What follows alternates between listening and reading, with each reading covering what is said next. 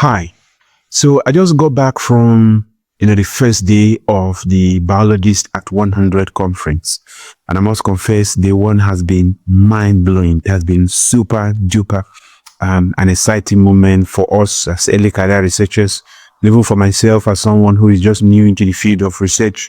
And, I was blown away with the level of the organization of the event and all that happened in the course of the conference. So a big takeaway for me from day one of the conference was the first lecture that we had on the first day of the conference, and which was presented by Dr. Sarah Jane Walsh. And she talked about the power of, telling your stories, the power of, scientific storytelling. And a couple of statements that she made that caught my attention, were number one, scientific facts don't change the world, stories do. And according to Sarah, it's not enough for you to just do scientific research. It's not enough for you to just have some important data and facts available at your disposal.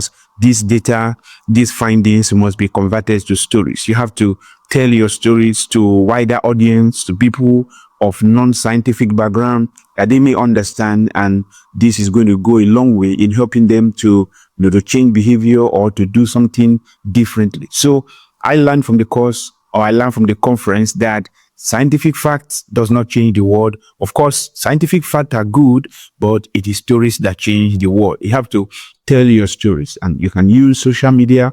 You can use every platform, meetings, conferences, symposium to get your word out there. That is what make your research to have global impact. Don't just keep your research findings, on printed journals and all of that.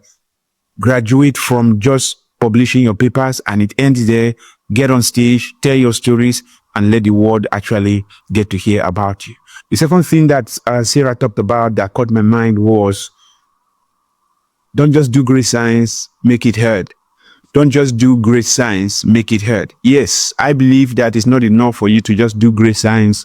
You do excellent research, like somebody in a wet lab or in a dry lab in Oxford or in Harvard or in one country or the other. It's not just enough for you to just do great science. You really need to, make your great science heard, and you really need to harness excellent opportunities that are available out there. As I said earlier, harness blog posts, harness social media platforms to get your message out there. A wonderful thing that, Sarah also said that was of great appeal to me was when she said, as a lab, it's not enough for you to just have, a lab. Okay, this is Professor ABC lab, this is Dr. ABC lab and all of that. As much as you can, get a website for your lab. Become searchable on the internet. Having a website on the internet, perhaps the website does not have to be a very magnificent kind of website. It could be something that shows about, a page about who you are and what your lab does and what research you are doing at the moment, what conversation your research teams are having, who are working in your team at the moment, and what is the excellent findings that you just got, or what your area of interest is at the moment. This stuff, they go a long way, because at the moment we have a lot of research labs, but you just can't find any trace of them on the internet. And then finally, big takeaway for me from Sarah's presentation was when she said, if I can't find you, I can't use you. Like, that meant, a lot to me, because if you are not searchable on the internet, if I can't find you on the social media platform, if I can't find you on YouTube and, on some relevant places that someone can easily go do some research to find an individual of competence or of expertise, there's no how I'm going to reach out. There's no how we are going to foster collaboration. There's no how we are going to work together. So if I can't find you, I can't use you. If you want to be used, if you want to collaborate, if you want to work with individuals, make sure that you are searchable. Make sure that people can find you on X, they can find you on LinkedIn, they can find you on Blue Sky. You have an internet, you have a website for yourself or for your company, and the little works that you are doing, put it on there, because this is what to actually connect the dots.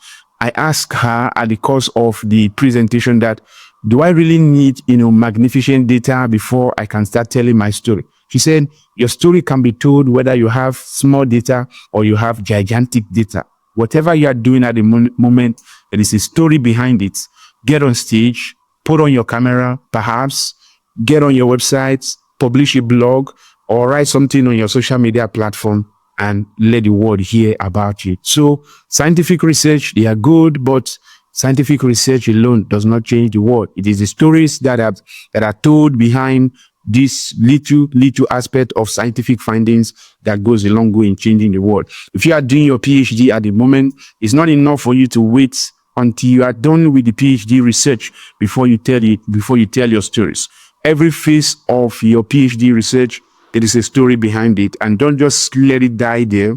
Get on stage, share your thought, share your findings, share your moment, share how you feel, share your journey, share the experience, and it might interest somebody, it might help somebody to borrow a cue and to do something excellent on their own research journey as well. So, ladies and gentlemen, let us not just do great scientific research. Let us make our words heard. Let us make our stories heard. Let us become intentional about telling our stories, because scientific fact alone does not change the world. Stories do change the world. And I believe your story can actually make a difference.